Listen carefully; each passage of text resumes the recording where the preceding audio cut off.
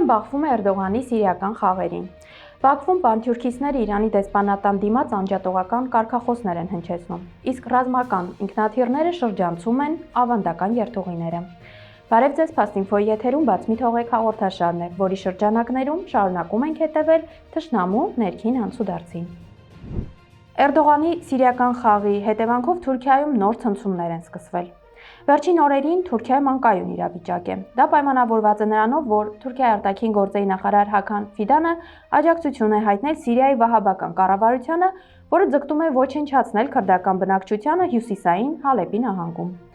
Այս հայտարարությունից հետո Թուրքիայի քրդերը սկսեցին ամենօրյա հանրահավաքներ անցկացնել ամբողջ Թուրքիայում, պահանջելով, որ կառավարությունը դադարեցնի աջակցել սիրիացի ահաբեկիչներին։ Որոշ քաղաքներում բողոքները վերածվել են բախումների, ոստիկանության հետ տասնյակ ձերբակալվածներ կան։ Քեմալիստները մեղադրում են Էրդողանին, ըստ նրանց նախագահը չպետք է միջամտեր Սիրիայի հարցերին եւ ընդուներ քրդերի մշակութային իրավունքները։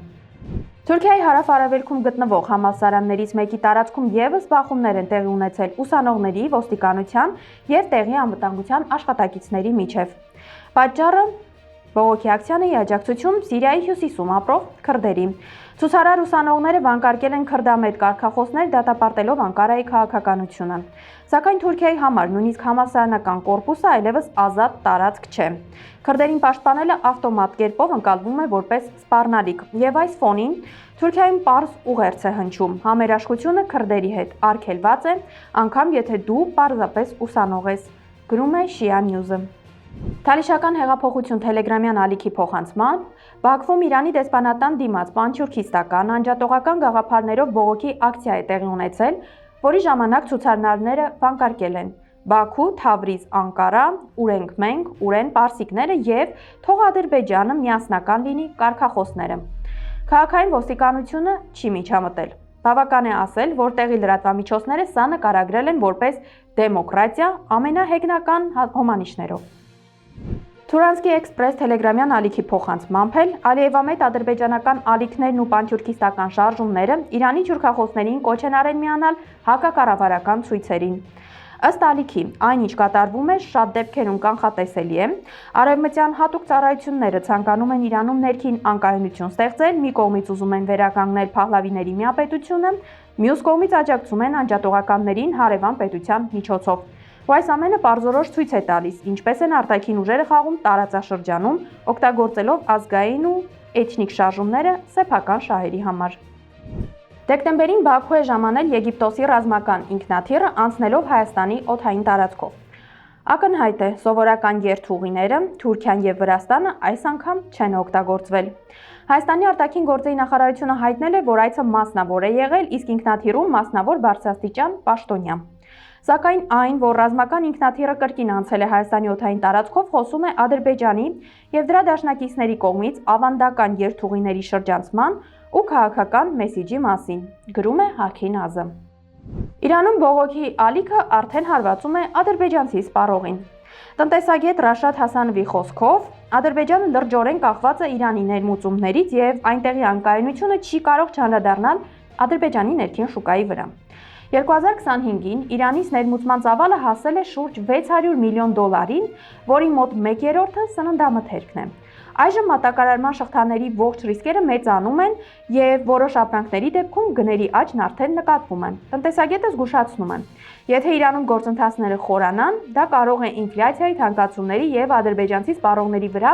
նոր ճնշումների հանգեցնել։ Թեև ներմուծումները դեռ շարունակվում են, շուկայում գործում է սպասման հոգեբանությունը եւ հենց դա է արդեն բարձրացնում գները։ Չակերտավոր օկուպացիա, որից ծնվեց Բաքուն։ Զարմանալի փաստ։ Այն Բաքուն, որով այսօր հպարտանում է Ալիևի ռեժիմը, կառուցվել է ոչ թե անկախության, այլ խորհրդային տարիներին։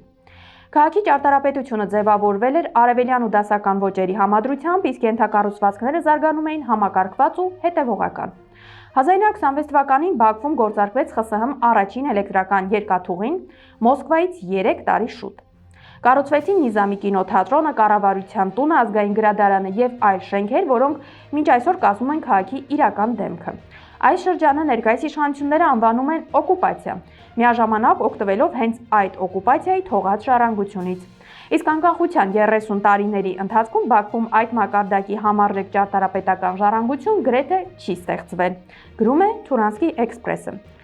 Եվ հարցը պարզ է. ով է իրական օկուպանտը, նա, ով կառուցում էր քաղաքը, թե նա, ով այսօր արտաքին հովանավորների ներքո երկրի ռեսուրսները դուրս է տանում, հասարակությանը թողնելով քարոզչություն ու քանդված անցյալ։ ԱՄՆ-ում ձերբակալվել է հայտնի ադրբեջանցի գիտնական Բաֆալոյի համալսարանի պրոֆեսոր Շովի Հուսեյնովը։ Նրան կալանավորել է ներգաղթի եւ մաքսային ոստիկանությունը եւ այժմ պատրաստվում է արտաքսել երկրից։ Հուսեյնովի մեղքը այն էր, որ ավտոմեքենայով հայտնվել էր հանդիպակաց գծում եւ անցել Կանադա տանող կամուրջը։ Վերադարձին նրան ձերբակալել են ամերիկացի սահմանապահները առանց հստակ պատճառաբանության։ Վերջին մեկ շաբաթը ադրբեջանցի պրոֆեսորը գտնվում է կալանքի տակ, իսկ Ալիևի ռեժիմը, որը սիրում է խոսել գիտության ու առաջընթացի մասին, լռում է ինչպես միշտ, գրում է Հաքինազը։ Իրանում հակակառավարական բողոքի ցույցերի ընթացքում Թավրիզ քաղաքում սպանվել է ադրբեջանական տրակտոր թիմի ֆուտբոլիստ Մուջթաբա Թարշիզը։ Ադրբեջանցի մարզիկը, ով խաղադաշտում պետք է պայքարեր գոլի համար, Իրանում հակակառավարական ցույցերի է մասնակցել եւ կյանքով հատուցել։ The Marker-ի փոխանցմամբ Ադրբեջանը կարող է մինչև $270 միլիոն ներդնել Իսրայելում ջրի աղազրկման մեջ։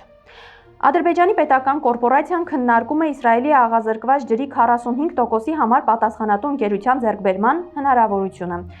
Պետական սեփականություն հանդիսացող AIH ընկերությունը ուսումնասիրում է IDE-ի 30% բաժնետոմսը 250-ից 270 միլիոն դոլարով ձեռք բերելու հնարավորությունը։ IDE-ն Իսրայելի ամենամեծ աղազրկման ընկերությունն է։ Եթե գործարքը հաստատվի, դա կլինի Ադրբեջանի երկրորդ խոշոր պետական ներդրումը Իսրայելում Սոքարի կողմից Թամար հանքավայրի 10% բաժնեմասի գնումից հետո։ Բաքուն ցույց է տալիս, որ հետաքրքրվում է ոչ միայն էներգետիկայով, այլև ջրային բիզնեսով։ Այսօրվա համար պատրաստել էինք այսքանը։ Fast-Info-ի հաղորդումներին արագ հասանելիություն ունենալու համար կարող եք բաժանորդագրվել YouTube-յան մեր ալիքին։ Մնացեք մեզ հետ։